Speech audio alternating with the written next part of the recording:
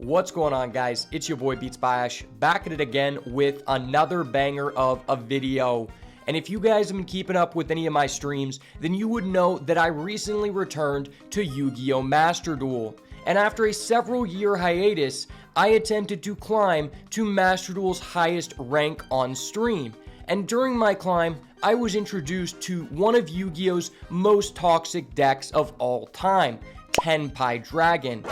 So after several days of frustration, I had no other choice but to craft the one deck that would allow me to break through the Tenpai Timmys, and that is Labyrinth. So today I'm going to be giving you guys a complete rundown on the deck that allowed me to break into Master 1. So enjoy the deck profile, enjoy the games, and without further ado, let's get into the goo. Alright, so this is the deck that we've been playing the most recently.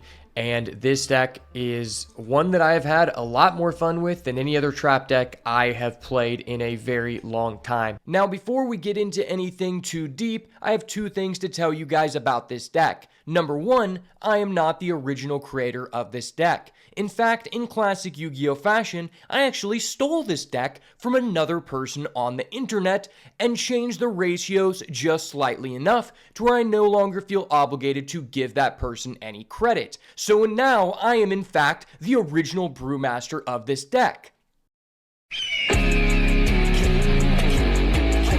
Number two, I spent around $200 attempting to pull from the Labyrinth secret pack in order to make this deck for you guys. And that is very, very cool. Calm down, John. You have a very cool hat. We can do this. We're going to get through this together. We just spent $70. We have so far acquired 0 flattened papyrus squares that we are looking for. None of them ultra rare. This is what paid gems do.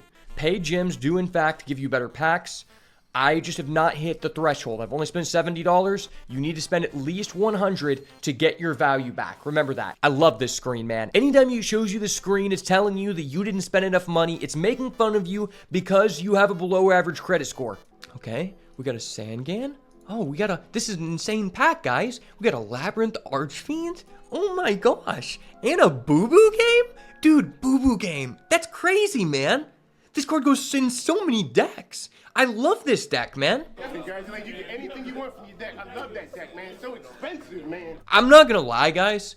I came here looking for some waifus in the form of the Labyrinth cards, and I'm leaving with a Boo Boo game, and I could not be more fucking pissed. Now, some of you may be saying, beatsbyash, I don't have $200 in order to make such an intriguing and base deck. And to that I say, if you want to enjoy Yu-Gi-Oh! To its fullest, there comes a time on a semi-regular basis where you need to utilize the greatest card in the history of Yu-Gi-Oh! The credit card, specifically the Discover credit card, one of the better credit cards on the market. And if you don't have a credit card and you only have a debit card, get a credit card. Getting your credit up is important. I have a couple friends who only have debit cards. They're bums and they need to get their credit up. And if you're under 18 watching this video, go politely tell your parents, hey, I'm watching this very intriguing and base streamer, beatsbyash, and he is not a good role model in any way, but could I please have your credit card in order to spend $200 on digital flattened papyrus squares? And for the small chance that they actually say yes,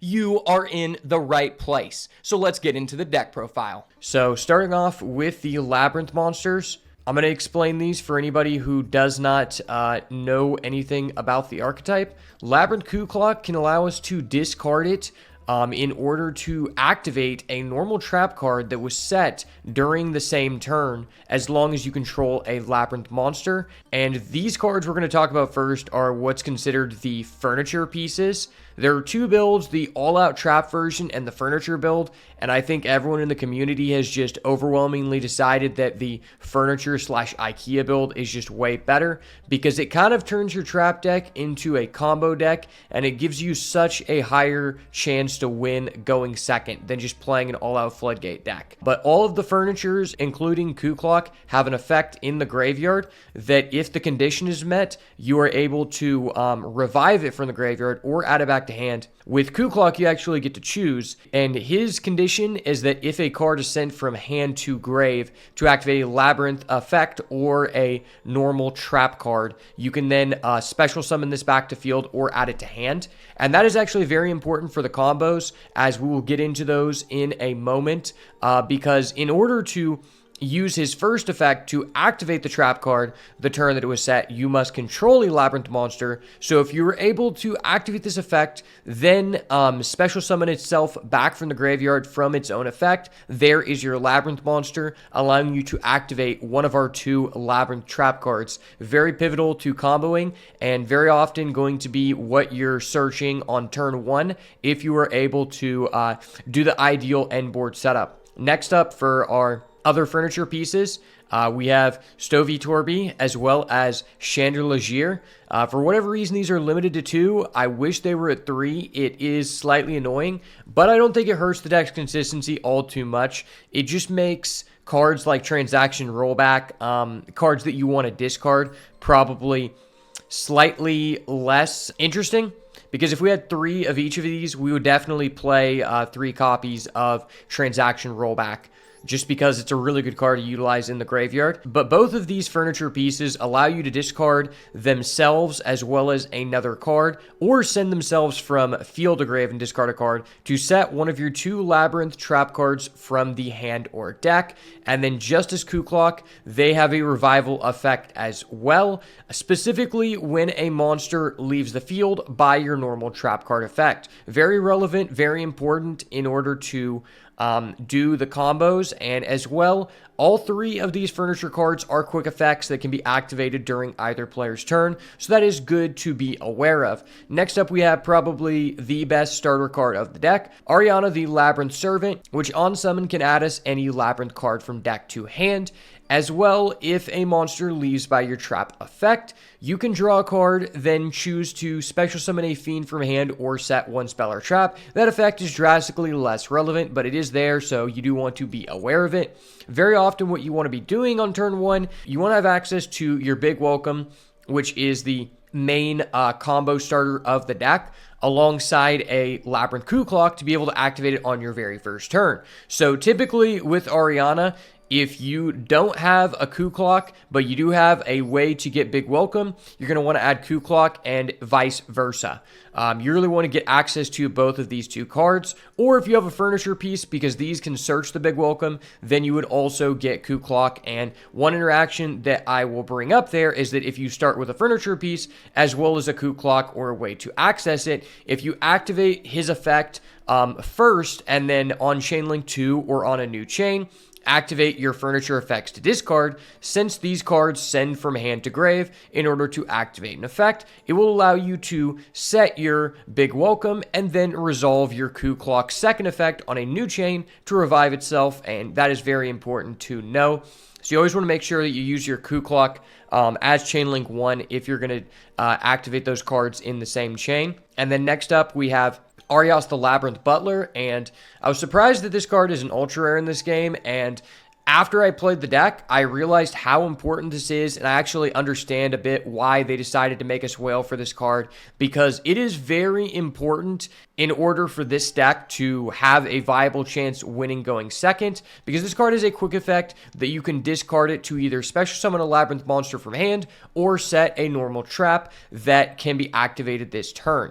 So very, very powerful card going second, because if we draw any one of our turn skip trap cards alongside of it, we can then activate that during our opponent's main phase as a quick effect and just resolve one of those powerful trap cards to basically just steal the win from our opponent. And that comes up quite a bit, considering there are a lot of cards that can get us to a situation like that, as well as, you know, with your Maxi and your Fuulos allowing you to draw cards. Next up, we have one of the 2 waifus, Lovely Labyrinth of the Silver Castle. This one, you pretty much always want to play one of, because it is difficult to get out of your hand, and drawing it is really bad, but it is very important to the combos. The first effect means that your opponent cannot activate monster effects in response to your trap cards, which is very, very powerful, because the biggest choke point to this deck, if you want to know how to beat it, is ashing their big Welcome Labyrinth if you can, or their Welcome Labyrinth, since both of the Labyrinth trap cards special summon from the deck. And so if you get this card out first with your Welcome Labyrinth, then after you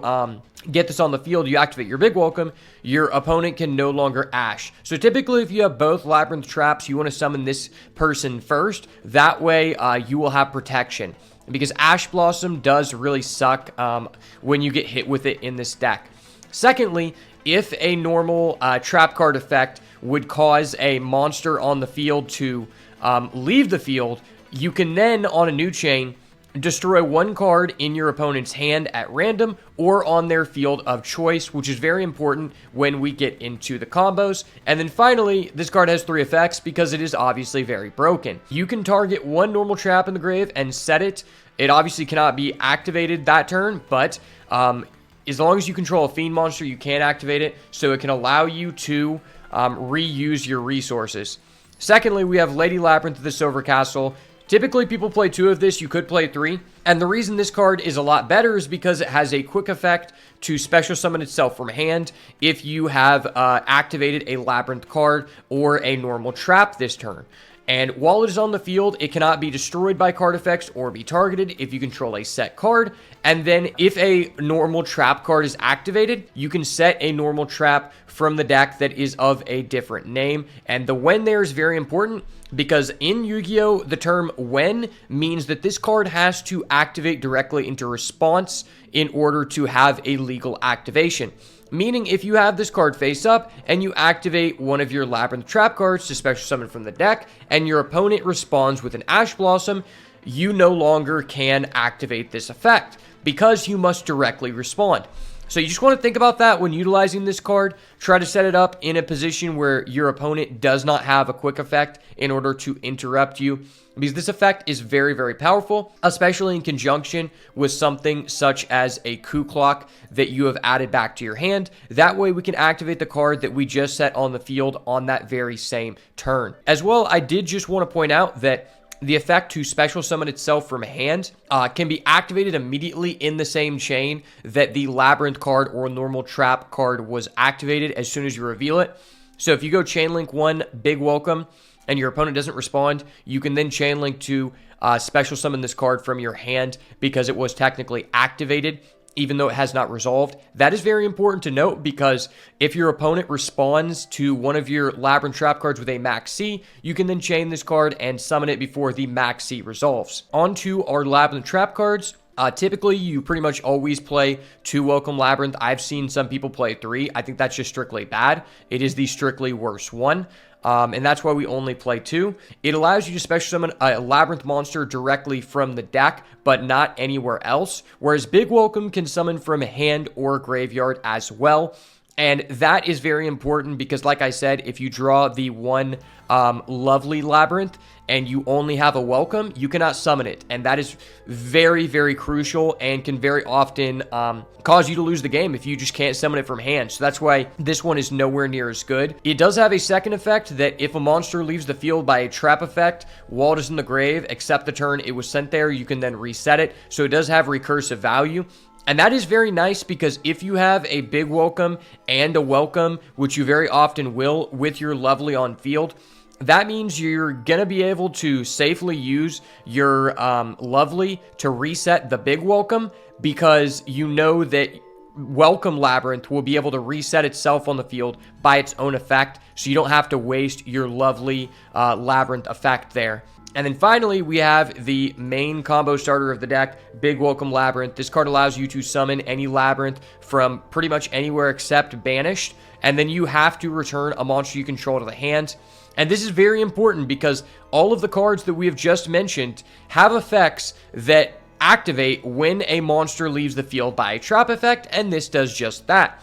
As well, it has a secondary effect that cannot be activated in the same turn as the first effect, But if you have not activated the first effect, you can banish it from the grave and return a fiend monster you control back to your hand, or if you control a level 8 or higher fiend monster, aka Lovely and Lady are two big waifus of this deck, you can choose to return any card your opponent controls instead. Now, if you target a monster your opponent controls and bounce it back to hand with that effect, you can still trigger your Labyrinth effects that activate when a monster is returned. But if you target like one of their back rows, their field spell, you cannot activate those effects. That is important to note. But overall, the reason why this deck is so powerful. Now, finally, onto the non-engine. Fulos, I actually didn't have during our Master 1 climb, but I have since then acquired it, and it has been exceptional. Obviously, Max C is a mainstay staple, and on this new ban list, we're about to have Max C semi-limited to 2, and if you were watching after that ban list has been put into effect, I would recommend replacing the third Max C for a third Fulos, just because these cards are more impactful in our deck than most, because we don't really care about these for, you know, causing our opponent to pass their turn or just generating massive amounts of card advantage. We care about these because they will hopefully cause our opponent to use their Ash Blossom on them, which means that they no longer have an Ash Blossom to use when we activate our Labyrinth trap cards, which very well can be ashed. So that's why I think that Fulos is very, very strong in this deck. It's actually quite a bit better if your opponent ashes your Fulos than it actually resolving most of the time, just because you know that they hopefully don't have another Ash in their hand. So you know that your Labyrinth trap cards are going to resolve. And I think this deck is in a really good position right now because it's not hurt very much by the opponent using Max C or Fulos. And I think that is a big advantage to it. As well as there are ways that you can, you know, chain your effects to summon your monsters in response to the activation of their Max C or Fulos, just causing them to get negative value. And the whole purpose of the turn 1 combos is to use Lovely to discard a card from your opponent's hand. So if you cause them to waste a Fulos or a Max C and it didn't generate them any card advantage and you resolve a discard from your opponent's hand, they're going to be in a very, very bad position. And then finally, we have our staple trap cards that are non-Labyrinth cards. So we have 3 copies of Dimensional Barrier. I think that this is one of the best high impact trap cards. Really, with all of these, you want to be choosing, in my opinion, the trap cards that are going to have the highest impact if they are drawn alone. And I think Dimensional Barrier is the essence of that currently, because this card can allow us to completely skip the turn of a dirty Tenpai abuser, as well as a branded Andy and a Centurion bitch boy. Centurion players are bitch boys. You know the drill. This card is broken. This is the card that originally caused me to quit Yu-Gi-Oh! Back in 2016, because if you didn't have this, you were SOL, and it was reaching up to $200 a copy. So obviously that is a mainstay in the deck. Cannot recommend it enough. I've seen people play less copies, but I think 3 is very, very integral to the deck. Just because if you resolve a trap trick, which is a mainstay in the Labyrinth deck for some time now, then you're only going to have 1 copy left. So if you're only playing 2, you're not going to have a 3rd copy to be able to set directly from the deck with your Lady Labyrinth of the Silver Castle. And that actually is very, very important when you're in the grind game versus something like Tenpai, because sometimes even if you skip their turn, if they leave their Tenpai monsters on board or they have the quick play spell, you're not going to be able to enter battle phase to clear their monsters on your turn unless you have an additional D barrier. So I think the 3rd is very, very important. And that rule can be said about pretty much all the high impact turn skip trap cards that we want to play in our deck. That is the reason we want to play 3. Obviously, Infinite Impermanence, I could have classified this as a hand trap, but I think more often than not, this card is more so just the safest medium impact trap card that could be activated at any time, because very often your opponent could have an effect that wipes out your entire back row, and Infinite Impermanence you can activate in most situations where even though it may not have an impact on the game state, it can allow you to activate your Lady Labyrinth's effect to set another trap card from your deck at just about most times that you would like to resolve this effect. Next up, we have 3 copies of Trap Trick. This is 3 copies of any trap card in your deck, and very, very important to why this deck has a strong chance to win going second. Because if you have it in conjunction to Arias the Labyrinth Butler to just set it during your opponent's first turn in the main phase, it can essentially get you whatever turn skip trap card is going to turn 0 kill them. And that is very, very impactful. Obviously, you cannot activate another trap card for the rest of the turn, except the one you activate immediately after this, so just be wary of that lingering effect. And then next up, we have Destructive Daruma Karma Cannon. I would say that if you are in a blind situation where you don't know what the other person's playing, and you need to set a trap card off of your Lady Labyrinth, this is the safest one because generally speaking, it's going to at least have some impact. Now, if you know what your opponent's going to be playing, if you know that they're on Tenpai, you know that they made you go first, then you may want to set like a D barrier. But in general, if you're new to the deck and you don't know what the other person's on, Daruma Karma Cannon should at least do something. In fact, it actually has a very strong interaction versus Tenpai, which is one of the reasons we maximize on it, being that if your opponent controls the Tenpai field spell that makes all Dragon Fire monsters unaffected by activated effects during main phase 1,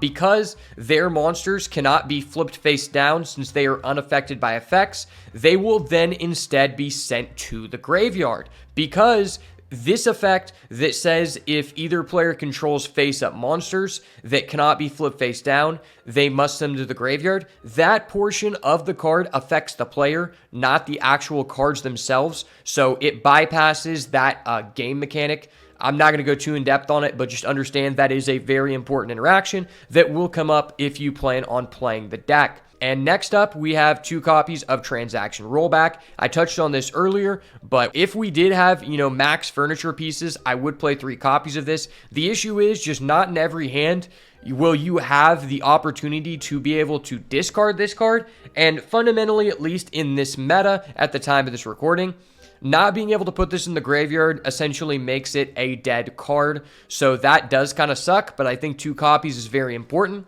for your Trap Trick, because there are a lot of situations where if your opponent activates a Harpy Feather Duster or a Lightning Storm at the start of their main phase, you can at least Trap Trick to get your Transaction Rollback. It is then destroyed, and now you at least can reuse one of the trap cards that was destroyed from their AoE wipe, and it's very difficult for them to interact with at that point because there's not many cards that just allow you to target a card in your opponent's graveyard that is not a monster. So overall, this is one of the reasons why this deck is even still viable, and it is very, very important to know when to utilize this. So I'm not going to go too in-depth on it because a lot of the interactions that are very cool with this are things that you really just have to figure out on your own. So if you have found a really cool interaction with Transaction Rollback, let me know down below in the comments. And then lastly, on that note, it is very, very important to note that if you open a Transaction Rollback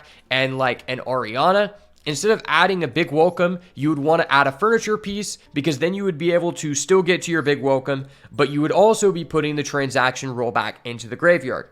And finally, we have 2 copies of Simultaneous Equation Cannon. This is one of the most powerful trap cards on Master Duel specifically, and I bring that up because this is a very complicated card that I'm going to try to explain as simple as possible. But the reason it's better on Master Duel is because there is a tool that I will link in the description of this video that essentially allows you to enter the values for this card, and it'll tell you when it is legally activatable for you to get the full effect. And since you just can't have that pulled up in person, you have to be very, very quick with your math with this card. And it's going to take some time to actually get used to that. So that's why I say it's a lot easier to use on Master Duel. But what this does is you banish a fusion and 2 XYZs that have the same rank. And those 3 cards have to add up their total ranks and the fusion monster's level to equal the total sum of cards on both players' fields and hands. Then, after you choose those cards, you can return one of the XYZs, they're the same rank, so it doesn't matter, and the fusion monster. And if the rank of that XYZ and the level of that fusion monster add up to be the level of a monster your opponent controls, you can then banish all cards they control. That's why it is so much more user-friendly if you are pulling up the tool in a secondary tab while you are playing. In general, it took me a long time to understand the value of this card because I kept getting in situations where I didn't feel like it was live and it's difficult to keep track of. Because, for example, one of the things that actually makes it more difficult on Master Duel is if you activate this card and your opponent chains a max C, then they've changed the total number of cards in hand, which may no longer make you able to resolve the effect to banish all cards they control. So it is very important to note, like, if they remove one card from the field, will I still have the targets required in my extra deck to resolve this? And just try to play around with that. And that's why the tool is very, very helpful, because it actually shows you what the requirements would be if one less card was on the field or one more card. So you can kind of play around with that. And a lot of the Labyrinth cards have a quick effects, so if your opponent does do some shenanigans to add another card to the field in response to this, then maybe you can respond with your Labyrinth card to remove one of your cards by discarding a furniture piece, because you're going -1 on that exchange. So really, really fun card, but also very frustrating. And that's why I do not run 3, because also I don't think you're ever going to resolve 2 of these. After you resolve the first one, if you legally resolve it and you did it at the correct time, you probably just ran the other person over, and it is really, really satisfying when you're able to do that, especially on turn 0 if you have the Arias plus the simultaneous equation in your hand. But that's it for the main deck, and because this card is such a high impact card in our deck, it has really dictated our extra deck, because as you know, Labyrinth does not really care much about the extra deck. I have seen people build the deck in a way where they don't play Equation Cannon and they want to utilize the extra deck, but I personally just do not feel at this point in the meta that it is very often going to be worthwhile for you to remove your resources from the board to make any extra deck card. If you are going to play extra deck cards, I think the most impactful ones are Chaos Angel, Typhon, and lastly, Muckraker. Muckraker did come up for me like 2 times, just because it is a link monster that can allow you to discard a card and revive any fiend monster from your grave. And secondly, if a fiend monster would be destroyed, you contribute a different fiend monster and protect it. And that effect actually came up for me because sometimes if your opponent has a 3,000 attack point monster, you can go into the Muckraker, and your Lady Labyrinth has 3,000, which is our biggest monster, and you can just tribute the Muckraker to protect your guy in battle and keep your game piece. But overall, I just didn't feel like that was coming up for me that often, to the point where I decided to just dedicate more slots in my extra deck to make sure that my Equation Cannon was going to be live in all of the situations that I felt it was needed. And for that reason, I ended up cutting the Muckraker as well as the Typhon in order to play 2 rank 6 XYZs, because the thing about Equation Cannon is that it's going to be least applicable to activate when the surplus of cards gets to a high number, because that's where you're not going to have the correct materials in your extra deck in general to actually activate it. And so just by adding the rank 6s and removing those 2 other extra deck cards I mentioned, I have been able to activate this card in a more wide array of situations, which has been highly beneficial to me. Because if you don't have as many targets for this card as we are currently running, you're going to have to activate this card as basically your last disruption and use all your other resources first. And sometimes that is just not optimal for you to win the game. But in general, everyone agrees that you should play up to rank 5 and up to level 5. So if you wanted to add in a couple extra deck cards, you would basically just cut these 2 rank 6s, but I just don't agree with that. I was running a level 7 fusion monster, but I found that to actually be extremely niche. And something that I eventually realized just was not important to the deck. So I have since removed the level 7 fusion to play a Chaos Angel because I think it's the one that is most relevant in the way that it can allow you to remove a problematic floodgate, or it could just give you a monster that's higher than 3,000 to beat over one of their walls, which has come up a few times. But overall, that is going to be the deck. Let me know what you guys think about the build in the comments, and let's go ahead and hop into these games. Okay, first game of the day, and we're starting off on the play. That's what you like to see, baby.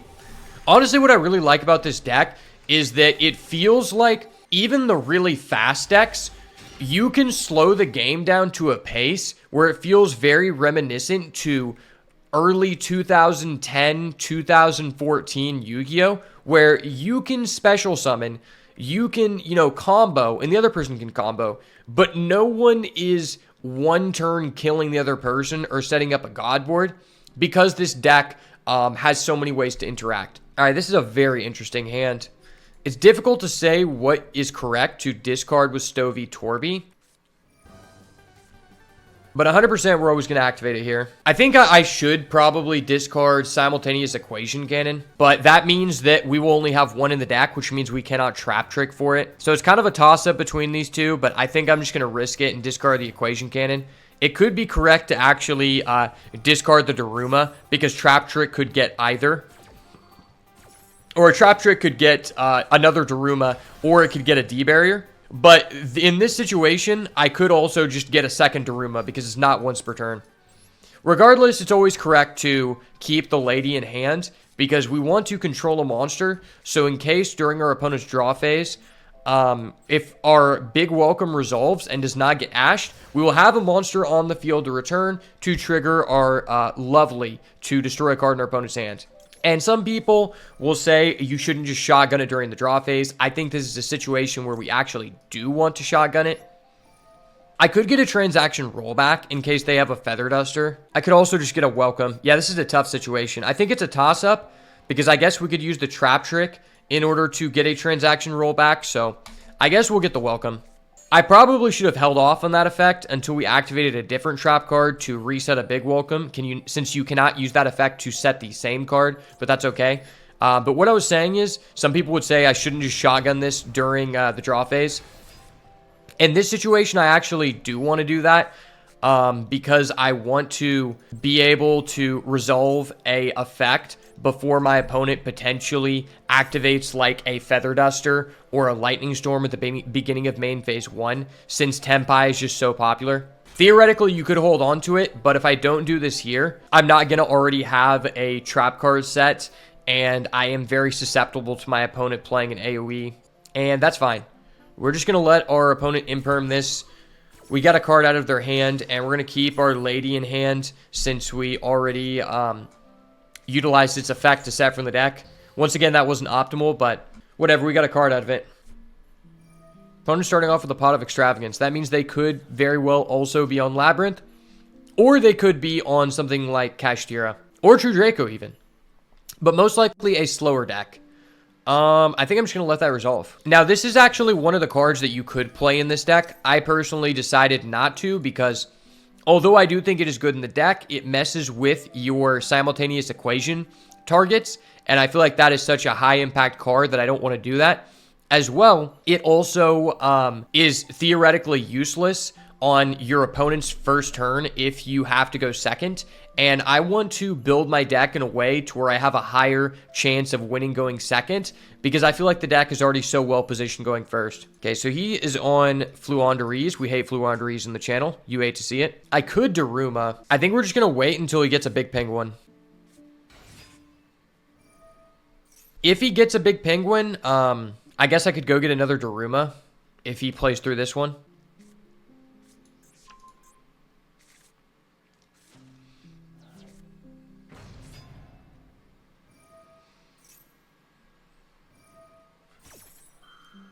We're just going to let him resolve that.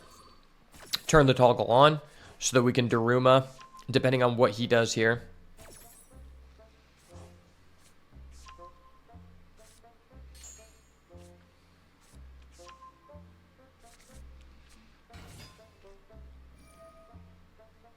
Okay, he's gonna go for his tree.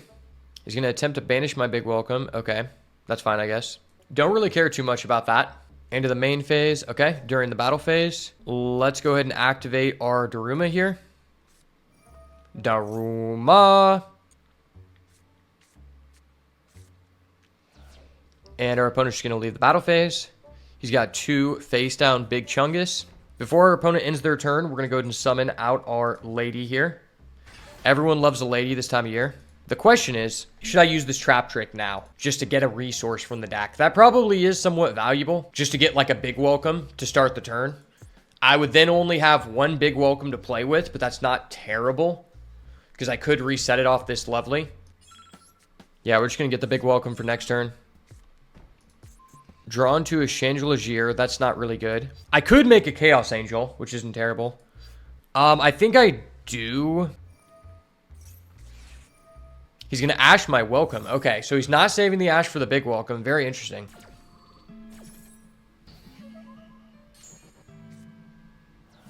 Go to the main phase here. We'll flip summon our lovely. Activating the big welcome. Does not respond because he cannot respond. I will then chain my lady. Because I no longer control set card, he's going to imperm... Oh, he's imperming that. Okay. Okay, so it didn't even matter. Okay, whatever. I think I'm going to set an equation cannon, actually.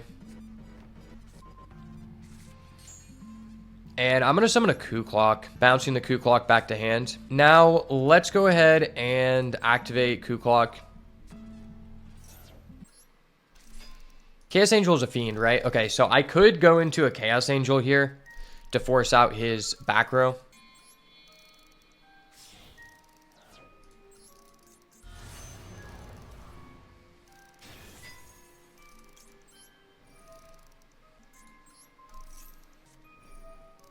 Okay, he's going to chain it. Sure. Okay, so ideally here, I activate the equation cannon in response to his Mega Raiza. Not sure how well this is going to work out, but we'll see. I hate this deck so much.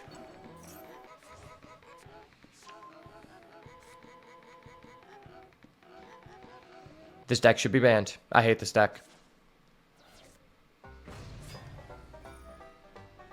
Okay, how are you responding? Hello? Judge? Judge? Hold up. Wait a minute. Something ain't right. Bro, you're playing Fluandereeze. This deck literally plays itself. It literally asks you, do you want to add one specific card? And the answer is yes.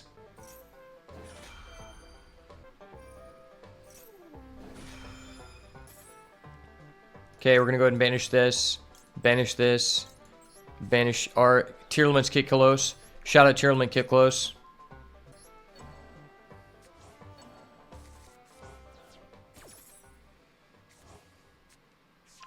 Honestly, I wonder if I just didn't make Chaos Angel and instead just went to the battle phase, would we have won? Oh wait, I think we actually win. Is this lethal? Is this a Chad lethal line? Exact lethal. Let's go, baby. I fucking knew it. Oh. Yes, Sirski, baby. 5 seconds on the clock is all the boat needs. Let's go.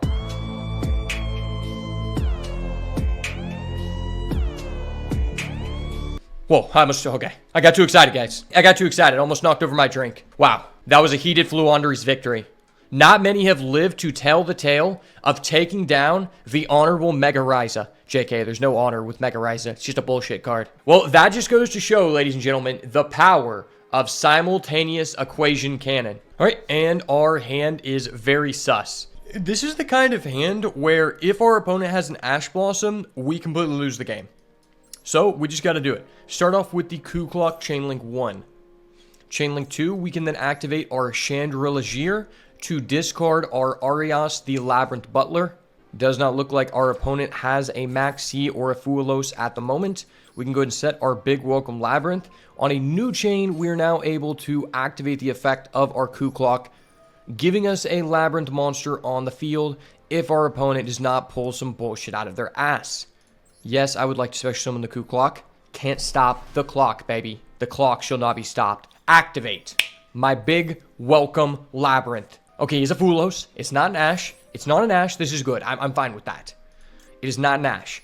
And it will allow us to activate our Arias, the Labyrinth Butler from the grave, which is very, very nice. Go ahead and summon over that bad Mamachama. We will now summon our lovely Labyrinth of the Silver Castle in attack mode. Go. Big waifu time, baby. Returning the Ku Clock back to hand for more recycling.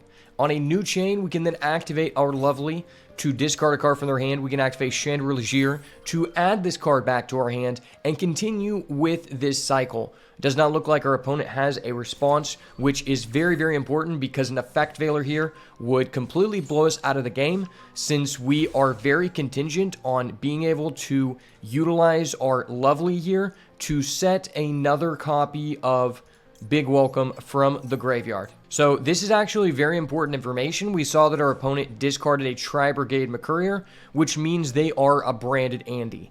And I don't know about you guys, but I feel compelled to destroy a branded Andy today.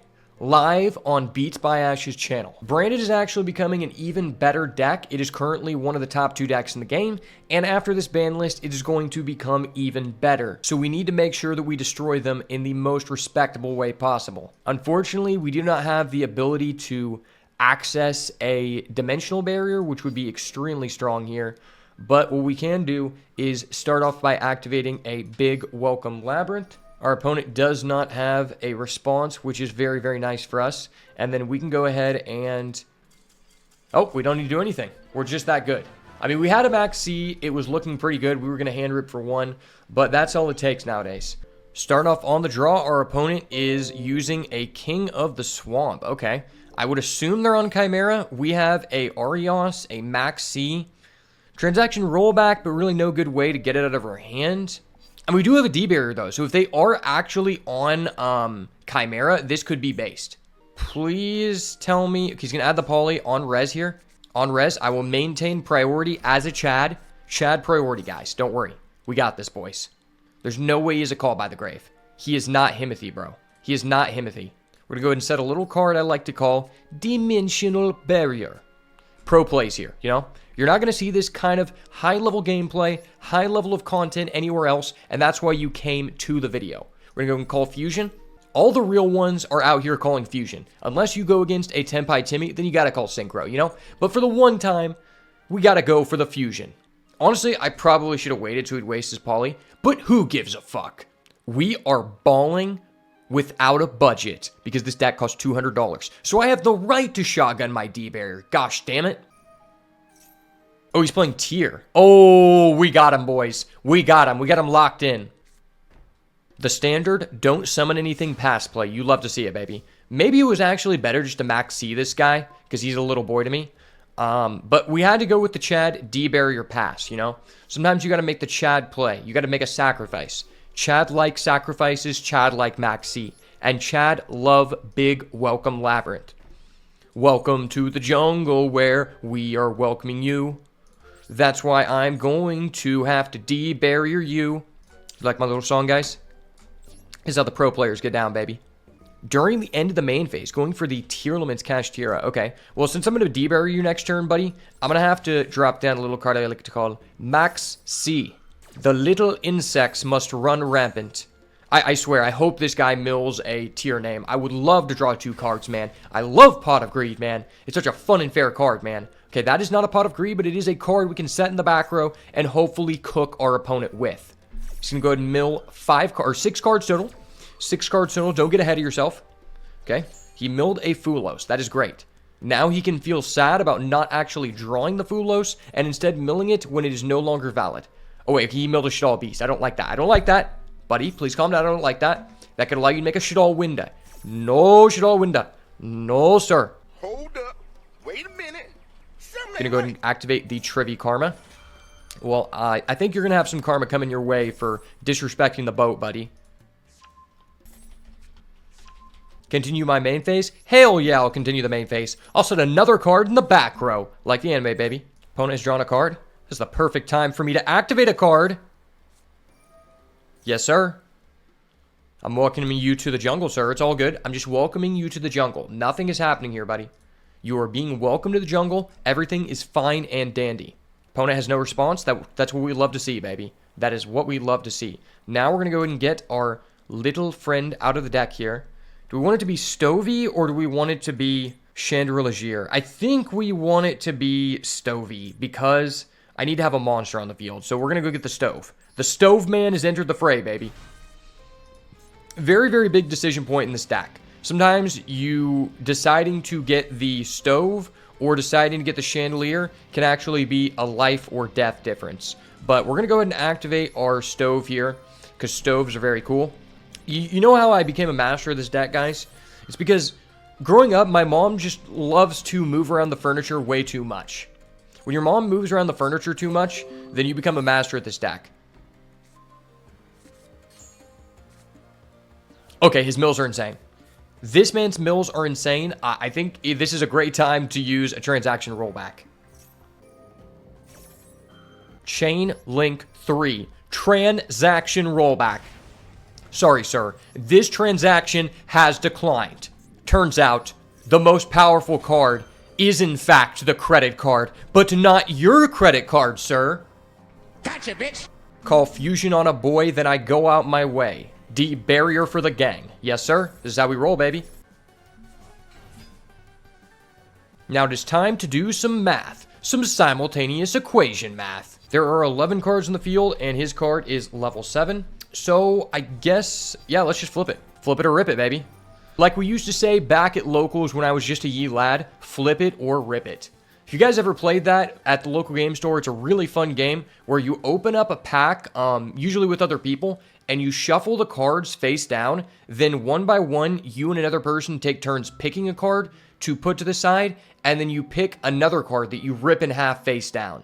And then at the end, you flip them over, and if you happen to accidentally rip a really expensive card, it made you feel really badass because not only did you just lose a lot of potential money that you just had to win in a hard-fought battle, but also you get to hang it up on the wall of the locals. So we actually had this wall at our locals with just like the people who had ripped the most expensive cards, and I just thought that was really, really cool. But now it is time to do some math indeed. So we're going to banish level 4,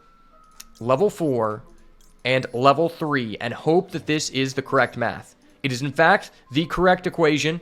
I in fact did not get 2 bachelor degrees for nothing.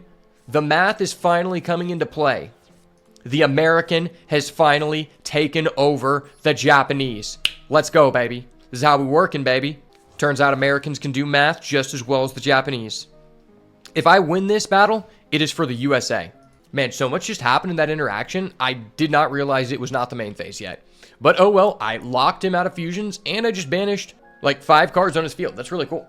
This guy's probably just sitting there like, what the fuck, what the fuck?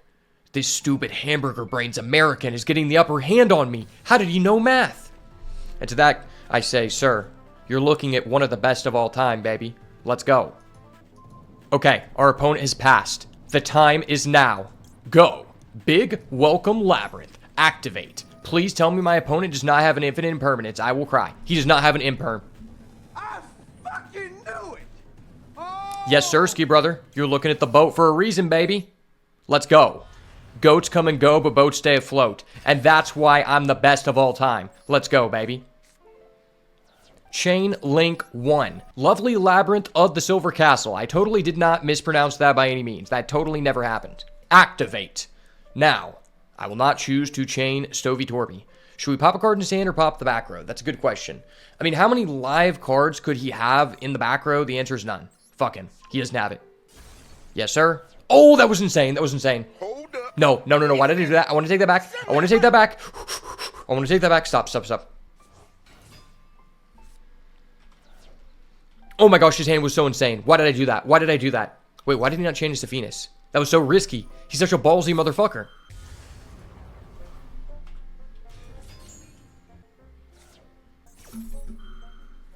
Okay, my opponent is now full comboing on my turn. I don't like this. I want to go back to that chain and choose not to activate my effect. Someone please alert a head judge immediately. Okay, my opponent has now summoned an El Shaddai Winda during my turn and shuffle back all the cards on my field. Well, the only correct thing to do in this instance is to activate a Mulch Army Fulos in a situation where my opponent has completely regurgitated their entire hand on the board. That was really cool. Oh, and it wasn't even my main phase? Awesome. I love that, guys. I fucking knew it! Oh! I know there's a lot of Chads watching this right now, but back in my football days, this is what we would call a punt. A lot better than our kicker. I'll tell you that for sure. Wow. I completely threw. Well, touchdown Brett Favre would work, if you know what I'm saying. Starting off on the draw here, we opened up the Fulos, an Imperm, and a Max C, so Zane is quite decent going second. Not very good going first, so pretty much one of the only times we're glad we can go first. Opponent's going to activate a Trickstar Light Stage. That's fine. I would say right now, you can make a large claim that it's correct to use your Max C in the draw phase to play around talents, because I think most deck lists are playing talents, especially in higher ranks, but I forgot to do that, so don't worry about that. So he is replacing his Light Stage with another Light Stage, and that is not once per turn. Gotcha. Gotta watch out for these Japanese players. They always come in with the sauce. I like to say, if you're up against a person with a Japanese name and high rank, it is a 90% chance that they are on a Tenpai deck, and there is a 10% chance that their deck is completely royal rared out because they have nothing else to do with their money for whatever reason. Okay, he's going to go ahead and add a Trickstar card from deck to hand. That's fine. This is probably a situation where I probably just want to hold this Imperm until my turn. I don't think Trickstar really does that much unless he's just using it as an engine. He's playing full on Trickstars. Okay. I'm just going to go ahead and Fulos in case he makes a Link 1. And he is going to make a Link 1. Gotcha. Okay, cool. So we did draw the Arias, the Labyrinth Butler, which means if we draw into any auto win button trap card here, we're going to be able to play on his turn, which is what I really like about this deck. I know I said that before, but I'll say it again. I think this is like one of the biggest benefits to the deck is the Arias, the Labyrinth Butler. Okay, we got a lovely... That's not terrible. This is a really bad card to draw, but because I have an Arias, it's not completely useless. And he's going to give us another draw. What's really good is if he tries to, like, take advantage of the Fulos, capping us out at 6+ whatever he ends, I'll be able to use a furniture piece to just get rid of it. And I think there's some merit to, like, using a furniture piece right now to deck thin so that we have a higher likelihood of drawing something to use with our Arias, but I'm not going to do that because he could just blow it up, potentially.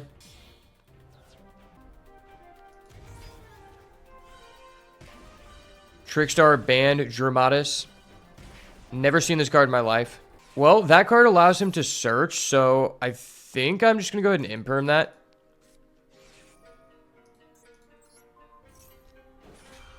And he's going to go with the Crossout Designator. I don't know why he didn't Crossout Designator in my Max C, but whatever. It is what it is, brother. It is what it is. I don't think I'm going to be able to use a simultaneous equation cannon right now. 1, 2, 3, 4, 5, 6, 7, 8, 9, 10, 11. Okay, maybe we can.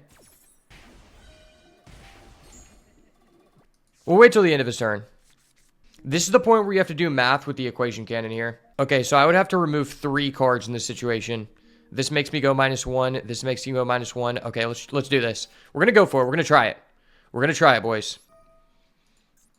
We're going to activate that, and then we're going to activate our Shangela Jeer. Discarding our Stovey Torby so we can go neck 1 here. And we'll just set a big welcome from the deck, because why not? Now we can go ahead and activate this. Yeah, so by doing this, we should actually be able to set up our equation cannon here. Assuming he doesn't have anything to respond with to lower or to increase the amount of cards, really. So now we can go for a rank 5, banishing our Thousand Eyes Restrict as well, and target his level 6 here. I did have to use the calculator for that, not gonna lie. The calculator is super clutch. I think this would be a lot more difficult to do in person, but that just goes to show Arias the Butler is absolutely insane. And this actually enables us to trigger both of our furniture pieces. So we're even getting a even higher plus in card advantage here. And the game is basically over because we turn 0 simultaneous equation cannon, boys. I fucking knew it! Oh! Equation cannon OP, baby. And I guess he's just going to make some tokens. Cool. I will say there's kind of an acquired skill to knowing the levels with your equation cannon because it can be difficult to do it in a timely manner. And as you can see, we basically used up half of our time just sitting there thinking of that. But that's also because I'm going into a deck that I don't really know what he can do. He's going to add blue tiers. I doubt that he's going to be able to do anything that makes up for this. Yes, we did Fulos, so we can only have like a +6 on him, but I don't think that really matters. Unless he can somehow like FTK us, I don't think it really matters too much. Okay, well, I guess we'll respond. We can get rid of a trap trick. I mean, we already have a trap trick. And he's just going to give it to us. Simultaneous equation cannon OP, baby. Let's go. All right, starting off on the draw once again. But we also open up Arias this time with a hard-drawn equation cannon. That's actually pretty funny. So hopefully our opponent will set this up for us here. But until then, I'm not going to do anything. I basically only know the math for equation cannon if they have a level 4. For a level 7, I'm not too sure. If he's adding tier cache, there's a high chance he's just playing tier limits. Yeah, he's playing tier limits if he's using Horus. I will say level 8s, I think, are the second most common number for you to be able to do something besides level 4. Okay, he's going to gold sarcophagus. 1, 2, 3, 4, 5, 6, 7, 8, 9, 10, 11. So I guess if he uses the effect, we could banish it, but I think we just want to wait here. Summons out the Imseti, sure. Now he's going to send to grave. Discarding another gold sarcophagus. So that's actually pretty good for us. Okay, I might want to do this here. Yeah, I think I'm just going to go for it since he discarded his second gold sarc. A lot of people play 2 gold sarc or 2 king sarc and 3 Imseti. So we'll just hope that this works out for us. We're just going to set our equation cannon and then we can activate it. If we need to lose a card here, we can respond with our Stovey Torby. But that's going to be 10 total cards. And if we want to target his level 7, we can just go rank 3s and a level 4 here. Apply the additional effect. So we got rid of 2 cards to remove 3 of our opponents after our opponent has already used a King Sarcophagus and discarded the second one. So that's actually very nice for us. And then he's going to go to the end phase, which we will activate our Stovey Torby in response to ending the turn here. And we'll be able to set a big welcome from the deck, which is actually really good because our last card in hand is Ariana. So when we normal summon Ariana, if they respond with something like an imperm to the search, we will be able to chain. And that is probably the worst draw we could have gotten here. Hold up. Wait a minute. Something ain't right. Nevertheless, we're going to go ahead and normal summon our Ariana and attempt to use the effect to search. See if he has any response here. If he does, that'd be really good. I'd appreciate that. If not, we're going to have to start popping stuff. Okay, he's going to go for a droplet. Hopefully he's not discarding a trap. He is discarding a monster. He could randomly mill in some broken stuff, but he does not understand how Big Welcome Labyrinth works, and I really appreciate that. Oh my gosh, he has Nash. Hold up. Wait a minute. Something ain't right. Okay, that is a little bit irritating, but it will allow us to chain our Arias the Labyrinth Butler. So assuming that he does not have something that he mills off of his tier cache that lets him fusion, we should just be able to steal this game. That's why this card is really, really good. And I know I've mentioned before, you can't really set it up yourself, but it does give you a little more outplay potential when your deck loses to hard choke points like Ash Blossom and Max C, or mainly Ash Blossom, but Max C can also enable the Arias, because it's going to allow us to summon our Lady anyway, and then we can use that Lady to set a big welcome to discard whatever card he draws. So, well played by us, and that's another one in the books. All right, this hand is a little bit rough, but it's not like completely unplayable. He's going to start off with a draw phase Max C, cool, whatever. I did open the D barrier, which is not terrible. I think in this situation, I'm just going to normal summon Ariana. If he doesn't negate, I guess I can just add a big welcome here and just activate it during his draw phase. He's not going to respond. See, the thing about activating it right now is I'd just be going even, but I would be able to reset my big welcome. I think that's probably just not really worth it.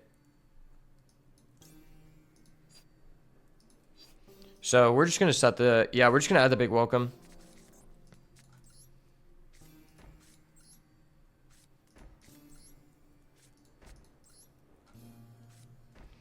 And we are just going to pass here.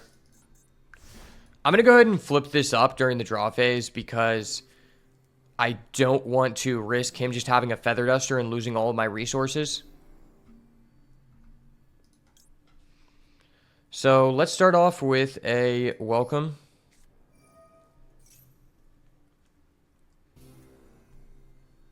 See if he has anything to say to that. No Ash on me, no Ash on 3. Okay, he has a second Maxi Royal Rare. I see how it is, player. We're going to go and respond with our big welcome. Hope he does not also have Ash. And he opened double Maxi Ash. That is quite frustrating.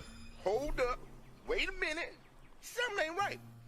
All right, well, that's all good with me, I guess.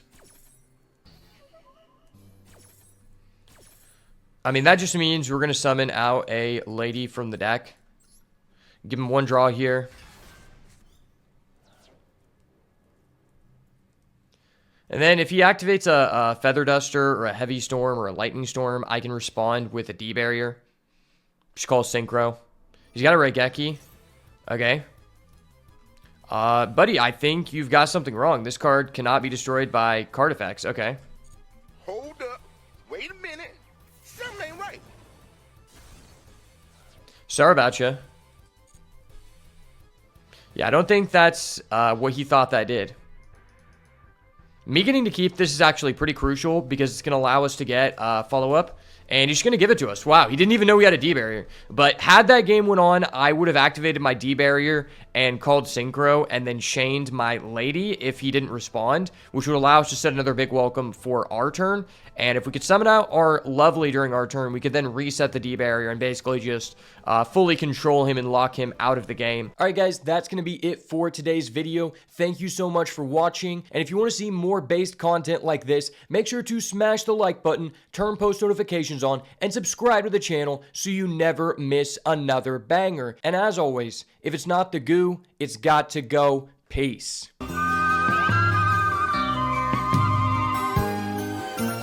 Ooh, is that indigo?